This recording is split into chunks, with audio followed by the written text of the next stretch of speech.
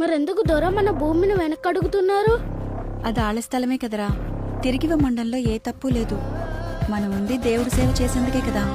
మన దేవుడిని వదిలి మనం ఎక్కడికి వెళ్తాం? మనుషులు చేసే తప్పేంటో తెలుసా? మనం ఒకరికి ఇచ్చిందాన్ని కూడా మనదే అనుకోవడం.